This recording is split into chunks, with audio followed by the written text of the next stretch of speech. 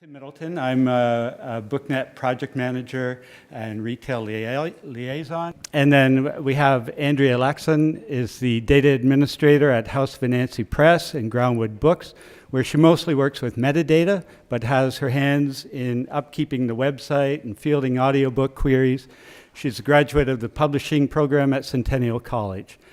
And beside her is Carolyn McNeely. Carolyn spent nearly a decade working in book publishing technology, design, and marketing, most recently as marketing director at House of Anansi Press and Groundwood Books.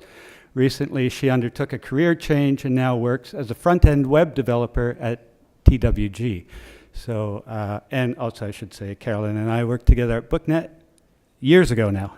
But please welcome Carolyn and Andrea.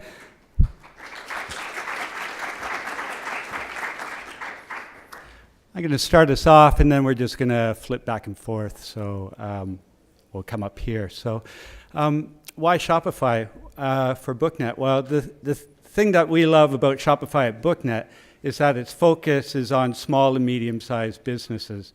It makes it easy for companies of this size that don't have the deep pockets of Amazons of the world to set up and operate an up-to-date, modern e-commerce site. Basically, we see it as helping everyone to compete. Shopify was ramping up incredibly fast, and we wanted to make it easy for people who wanted to sell books, find accurate and timely metadata for those books. And the amazing thing about this industry, as I hope you all know, and something we should help grow stronger every day, is the fact that we have a very robust international standard for metadata called Onyx. And we have a lot of that data in a platform of ours at BookNet called BiblioShare. It's a database of metadata, covers, and more that the Canadian publishing industry can take credit for helping to build. Now I just have to find my mouse here, sorry.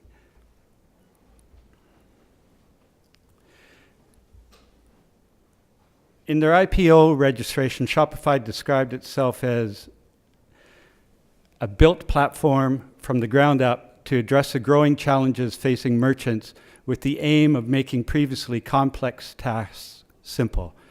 The Shopify platform has been engineered to enterprise-level standards and functionality while being designed for simplicity and ease of use. And Shopify helps merchants own their brand and make the consumer experience memorable. And I would agree with that statement. We like that at BookNet. We also agree with this statement put forward in their application that without the latest technology, it's difficult for merchants to meet the rising demands of consumers. And so that's what we hope to help and support in the book industry. Also, in the same way that we like maple syrup, poutine, and hockey, we like that Shopify is a Canadian business. It warms our heart. This was Justin Trudeau and Toby Lutka, the founder of Shopify, at the latest Unite conference that thankfully Shopify moved from San Francisco last year to take place in Toronto at the Brickworks. And I was fortunate enough to be there and was fortunate enough to get this picture. It was a huge success, in my opinion, and I hope they continue to hold that conference here. It's a great opportunity for people in the tech industry and entrepreneurs in retail to rub shoulders with the world. There's literally an international representation of development houses and retailers and everything at that conference. Shopify has 600,000 plus merchants who use their solution and is growing every day. Their 2018 fourth quarter total revenue was $343.9 million, a 54% increase from the comp quarter in 2017. So they look pretty robust and still growing. 2018 saw their highest ever mix of merchants join the platform from outside of their core geographies. The bottom line of the Shopify story to this point is that the number of merchants trying the Shopify platform for the first time continued to expand in 2018, indicating Shopify is well positioned to power the merchant success stories of tomorrow. I'm going to put you over to Carolyn. So what exactly is Shopify? If you're not familiar with the concept of a CMS, just to give you a little bit more context, so it's a content management system, and it's purpose-built for e-commerce. So using it as a content management system gives you access to a lot of key features, e-commerce obviously.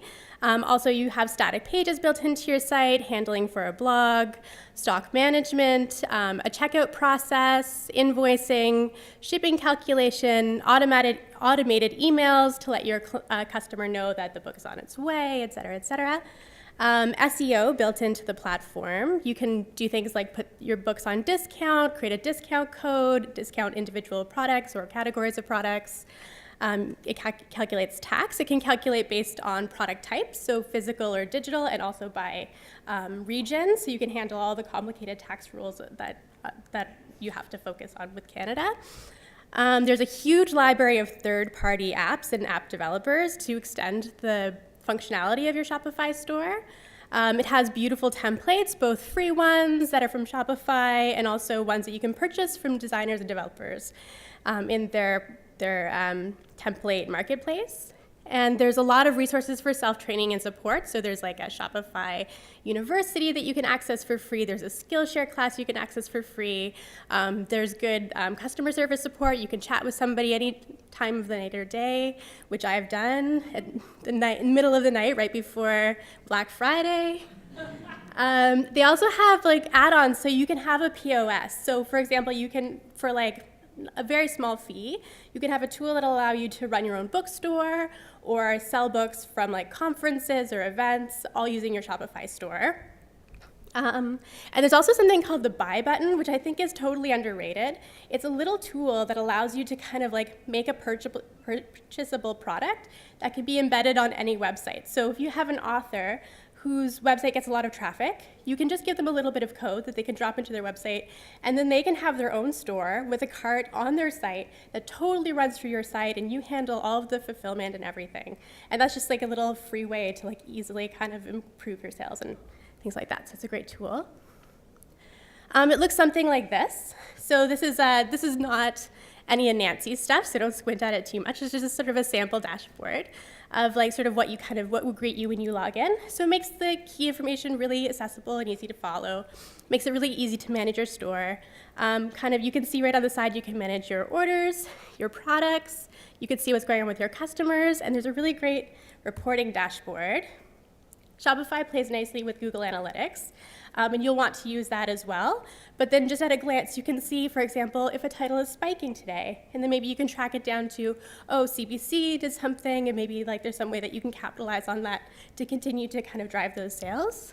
And that's very easy to see.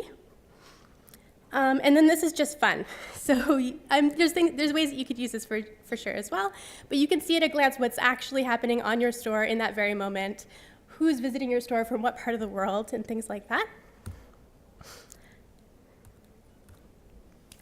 So in terms of like where it exists within sort of with competitors, so on like sort of here's 3 bowls of porridge, and the plain one here might represent kind of like a blogging platform. So you might consider using like WordPress with e-commerce, for example. And the thing you're going to find there is you're not going to have the robust kind of tools that you would have with Shopify, specifically for driving an e-commerce store and like handling marketing and all those things that you might like to do. On the other end of the spectrum, there are platforms like Magento, which are sort of more enterprise level e-marketing platforms or e-commerce platforms. In that case, you'll find that it's not so easy to plug and play. It's way, way more extendable, but it's a level of extendable that probably is not necessary for a small to medium-sized business. And you will have to work with a developer. So your costs of getting started are going to be way higher, and it's going to be much more complex. So Shopify kind of sits in a really nice place right in the middle. And I also want to mention here, I want to call it reader bound. So Craig's here in the room. And if you're considering launching an e-commerce bookstore, definitely do research and chat with Craig about reader bound as well. So they're a slightly different approach, but those are the 2 kind of directions I would recommend that you look at really closely. But for today, we're just talking about Shopify. Okay, so there's lots of really great things about Shopify. It makes sophisticated e-commerce tools easy to use and affordable for small to medium-sized businesses. And arguably, it does that better than anyone in the market. But there's another side of the coin, of course, where anything is sort of like one size fits all. So all these people are wearing the same suit, and you're probably not going to be lucky enough to be that guy in the middle who has a perfect fit. In order to have a product that makes things really excellent and available widely, there's trade-offs in terms of customizability. So what makes Shopify great can also make it a little limited or inflexible. So we're going to talk a little bit about some of the specific pain points that you'll experience as a publisher. Sometimes you might need a little bit of tailoring. So Shopify, each product comes with like a built-in list of fields, data points that you'll have per product. And they're very limited from a book publisher's point of view. There's lots of things that aren't covered there, which we'll go into in more detail. There is a tool that you can use in order to extend those fields called meta fields, but that's really a developer-focused tool for from your perspective when you're sitting in your desk adding information to your product. It's not as easy to access, and they're not indexed by search. So there's a lot of thought that needs to go into how you're going to populate your data and how you're going to index, what you need to index for search and how you're going to work around those limitations.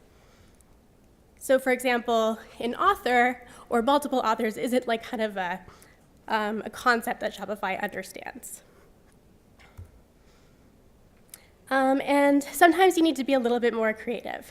So in Shopify, as I mentioned, you can set granular tax rules, but you set them at the product level. So of course, we have a very special problem, which is that ebooks and print books are taxed at a different rate. And in order to have Shopify accommodate that, you need to separate your print and digital products into two different products. So you have two listings in your shop, which is not ideal.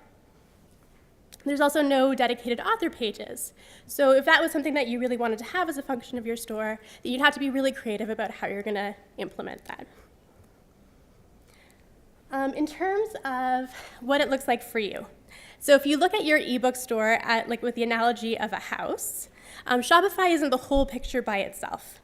So Shopify handles sort of the infrastructure, the foundation, structural elements, pipes and wires, but then you need to pour in all of the metadata about your books as well. That's where Bookstore Builder from BiblioShare comes in, and we're going to talk about that in detail, and we're also going to talk about managing that metadata, which Andrea will discuss how Anansi handles it.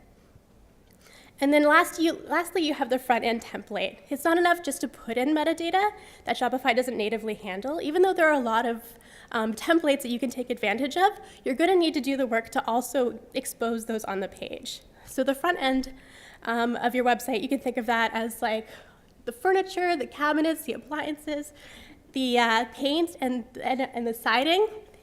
There's a visible, like a design element there, but these are functional as well and totally necessary. Okay, so Tim's going to talk about Bookstore Builder. I'm going to talk a little bit about our Bookstore Builder and how we handled some of the things. So you want to separate your print and digital, as Carolyn said. Is there any data you want to include which is not in your Onyx, not in BiblioShare? Do you need to expand your Onyx? Do you need to discuss workarounds for adding book trailers and other customizations? These are all things that you want to look at, and you may want to consider hiring a consultant to help with data structure and planning when you approach this project. Certainly, BiblioShare, we have resources for that. Tom Richardson is our bibliographic manager, and we act more often than not as consultants on bibliographic data, the best way to use Onyx. We work with everybody in the industry for that, so we're a free resource for you. Of course, you might want to have somebody a little more focused on your specific problem, and they can work with us as well. So we had lots of learnings along the way when we were building the plugin, and it's helped us to better understand Shopify and reinforce our belief in best practices for metadata. One of the issues that kept coming up was that publishers wanted to or needed to keep their print and digital products separated for tax reasons. So this was a huge hurdle for us, and one that we couldn't resolve easily with the experience that we had with Shopify at this point with the APIs. We were able to handle it ultimately for the Anansi custom solution that we built with them to their specs. We were able to handle it by using the related product field in Onyx. So using relation codes 03, 05, 06, and 13 for variant linking. So if that related product field is set up properly within your Onyx data, then we can search those codes and then logically populate the variants for you. And there's some tricky logic that needs to happen here, but without Anansi's ability to make changes to their metadata, it would have been a lot harder to pull off. So that was really key, that it's actually the Anansi data that we're working with. They send it to BiblioShare, and so then we can see it exposed in the Shopify platform, and if there are problems, then we can look directly at the raw data, and Anansi can go and fix that right away, or build it the way that it needs to. If that's not doable, then we have to think about implementing some other business rules or logic.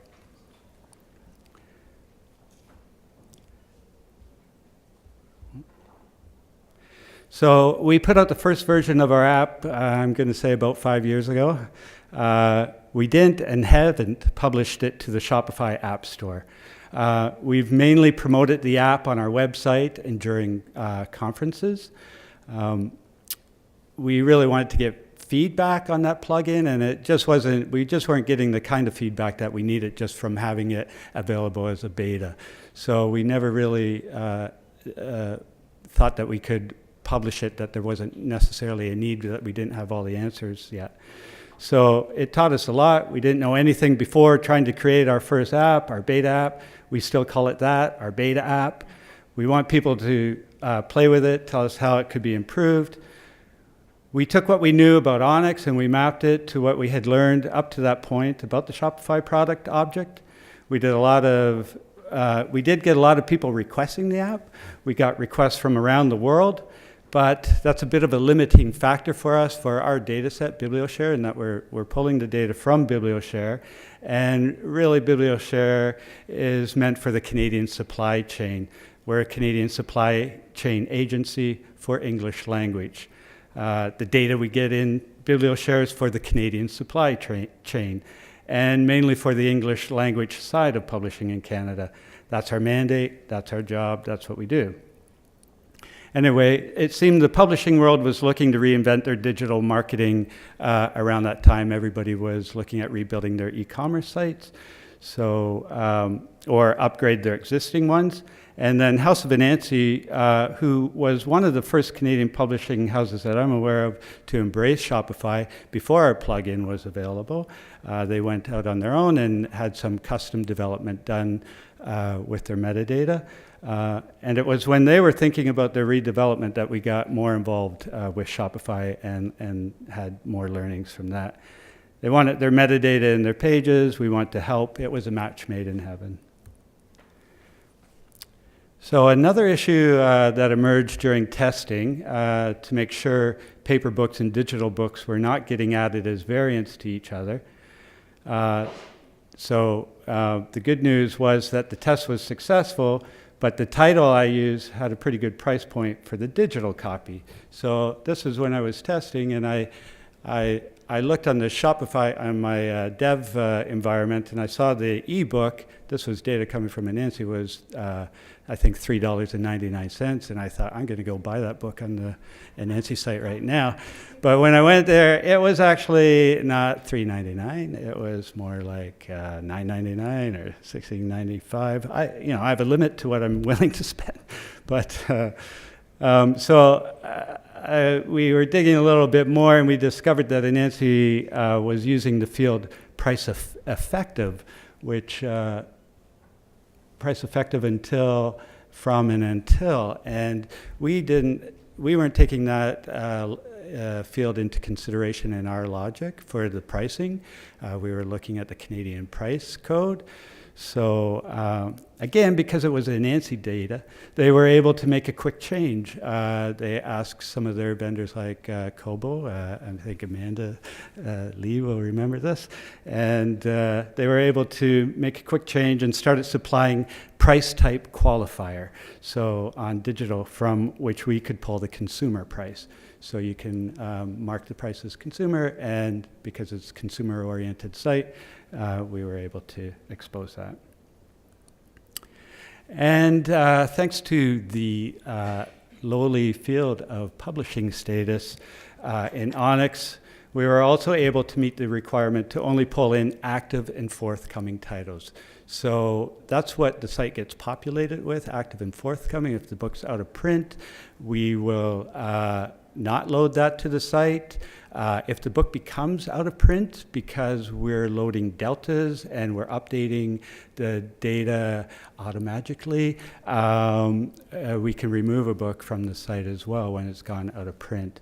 So sometimes that created some confusion when Andrea and I were working together to test the site, but digging into the metadata, we're able to see that sometimes, oh yeah, that book's out of print, that's why it's not loading on your site. So it was really good for us to find out. And now I'm going to kick it over to Andrea. So I'm going to take you on a metadata journey. So first, here's the data chain. So we have publisher metadata, Onyx, BiblioShare, Bookstore Builder, Shopify database, and Shopify template. It's a long chain. Something can go wrong at any step in this chain. A key part of maintaining a successful store is being able to identify the origin of any data issues, and it can be any one of those things. And knowing when to ask your dev for help, and when to ask BiblioShare or BookNet, and when you can fix the issue yourself, and it's you.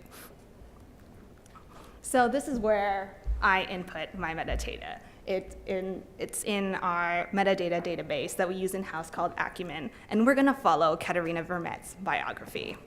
So I have the HTML code in here. It just looks like the biography. So it also includes, you can't see it here, the contributor first and last name, the contributor type, so author, her country relation, and the country code. So after that, I export it into Onyx. This just goes right out of our database. I haven't touched it. It starts to look all funky. You can see all of our Onyx tags, and it's totally compressed now. Before, you couldn't even see all the information, but now you can see it all in one paragraph. After that, I ingest the Onyx file into BiblioShare.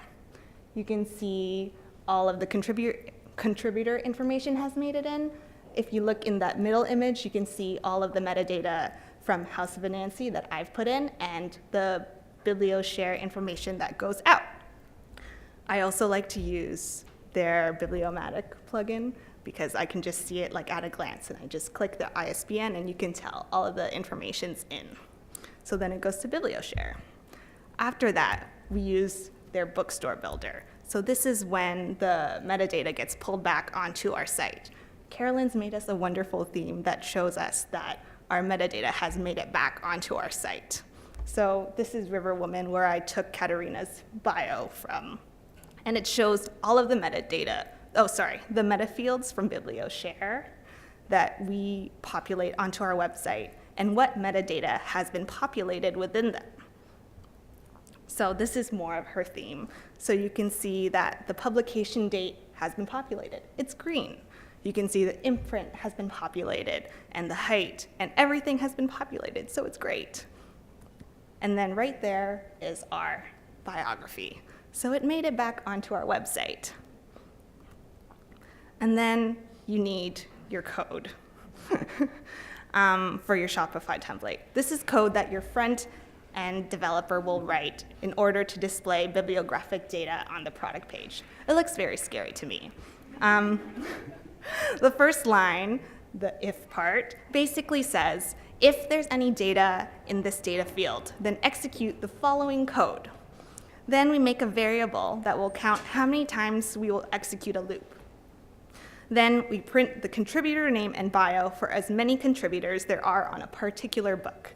In Katerina's case, she's the single contributor, so this loop only runs once. And then finally, her bio made it onto our product page. After all of those steps, it's there. There's no HTML code. Yay! Okay, so that process is repeated for every item of data that you include on your site. Establishing which information you require and how it should be stored and accessed in Shopify is a very important first step. Getting this right sets you up for success in your store. So here's a list of metadata that you might want to include for each product in your store. This includes must-have metadata that's vital information about your books, their availability, and factors that will affect taxes and shipping, all very key in running a successful shop. Highlighted in green are the fields that are natively handled by Shopify. For everything else, you need a workaround, which is likely to be a meta field, which you saw in that wonderful template that Carolyn made, a tag, or the combination of two. Items with asterisks are data fields that you likely want indexed for search. Note that only native fields are indexed for search by your site, so that tagging field becomes very important. So this is also very customizable. So not everyone's going to need the same meta fields. For example, if you only have one imprint, you don't need to include that field. So BiblioShare is going to work with you to identify and index the fields that are important to you. Garbage in and garbage out. Audit your data chain regularly. So all of the data that you put in comes out. So every single mistake that you make comes back out onto your website and everyone can see it. So that's why knowing your data chain well is very important. Being able to identify where your errors are coming from becomes key so that you can fix them. So in the process of our website, we had a lot of troubleshooting because this was very new to both of us, all of us. So here we have a family is a family is a family. It is a web PDF, so it's a digital product, but you're being charged shipping. Why am I being charged $9 to pay for a PDF? So my first thought was, there's nothing wrong with the BiblioShare plugin because it is a digital product. It's right. It's showing on Shopify that it's a digital product, so I couldn't figure out what was wrong. There wasn't anything wrong with the code as well. So it turns out that Shopify has a secret feature that makes products require shipping. So all I had to do was toggle it off, and this issue went away. Another error. So now we have a trio of Tolerable Tales by Margaret Atwood, and we have the EPUB page, but it's an EPUB, not just an EPUB. So I was wondering what's going on. Maybe it's an issue with how the product type was being pulled from BiblioShare. Maybe the same meta field was being pulled twice. So luckily, BookNet was able to fix it for us, and Tim fixed it for us. I don't know if you want to explain. And here, it's just and I didn't fix it. I reported it to our development team, they fixed it. But here we're using product form description to populate the drop-down here. What happened with the Anansi data was that they were using product form description to say EPUB. So where the product form was DG, we looked at product form description and saw it was an EPUB. But then there's another field called EPUB type. So that was getting populated as well, and that EPUB type there was EPUB as well. So we were pulling in EPUB. Where we looked and figured out we just had to pull in from, when it's digital, pull in from EPUB type. So again, depending on how the publishing house is using that field, will determine the solution that we get. And I also had an issue with the covers. So we have two Sisters Brothers. We have the original, and we also have the movie tie-in. Both of them are trade paperbacks. So it turns out that a long time ago, Tim told us that you can only populate one cover, but I didn't know about it. So that was the problem. The problem was me. We also had a lot of turnover, so a lot of small details were lost because we only tried to talk about the action items that you need to do, and small things like this just fell off people's radar. So it just, don't forget to document things, I guess. But now we can manually change the covers ourselves, and we don't have enough problems like this, so it's not a problem for us. Okay, and how to set up your data team for success. So number one, have reasonable expectations and give extra buffer time. Your data department likely still has to conduct their daily responsibilities and understand that they might not be able to do things quickly and thoroughly. Things are probably going to go wrong and there might not be a clear immediate fix. Number two, keep your data department in the loop. If you have a feature request, they might know if it's realistic, they might know if it's going to take a lot of work. If you have key dates or events, let them know so that they can make sure that the related product pages are okay and that there's not like a big error on it or there's no cover or something, and you can catch that. Number three, plan routine maintenance. A new website takes a lot of upkeep. We transferred like thousands of products from our old website to our new website. So that resulted in quite a few bugs that no one could help and quite a few errors. So if you plan routine maintenance, you can fix those all eventually and you know that you have a plan and that it's gonna be okay. Number four, plan for extra time if you wanna sell digital products on your website. So as you can see earlier, I mentioned Shopify treats them kind of funky. They have things such as that require shipping toggle and something called automatically tracking the inventory of ebooks. Also, linking the actual ebook to the product takes a lot of work. In our case, we were transitioning our ebooks in such large quantities that the platform that sold our digital products couldn't handle it. Making front-end magic. So I'm going to describe sort of 3 approaches that you might take to building your custom front end for your Shopify store. Kind of a small, medium, large approach. So your scrappiest option, I put prices on all of these. I made them up completely. I pulled them out of the air. So don't quote me on these ones. It's just to sort of manage expectations a little bit, like, get real quotes and yes, but this is the starting point. So the scrappiest approach and the cheapest approach would be sort of a DIY way of building your website. So you can get a Shopify account totally for free. Go into the theme store and look through all the themes and spend a lot of time. You can install themes onto your Shopify site for free and try them out and play with them. So the very first thing that you want to do is try and find a theme that most closely matches what your needs are for your website. Some of these themes will have special features built in, so really play with those and try and get to a place where you're like, okay, I could live with this. You're going to make some compromises if you're sort of going this approach. You won't have as much sort of custom functionality, so you want to get really close with the theme. Then you're going to want to talk to BookNet and work with them. To set up your data stream. Seeing how I can scroll down here. Okay. To set up your data stream. Spend a lot of time being really smart about what data you really want to expose on your product page and how you're going to store that inside of Shopify. And then get your best tech person on it. So somebody who already has some web development experience and has an interest there, or maybe you could hire somebody on on a contract to maybe take on this role. Hopefully somebody who has experience with HTML and CSS as a minimum. Definitely give them lots of time and space to train. HackerU in Toronto, and there are other schools as well, have part-time web development courses. Definitely consider sending them to one of those. Make sure they read the documentation cover to cover, take some of the free educational courses that are available online. And you could even consider looking into a Shopify-specific workshop. We took a really great one, Amanda and I, at HackerU that I recommend. I checked it out. They're not currently offering it, but you could contact them and see if they might offer it, or I can put you in touch with the people who taught it.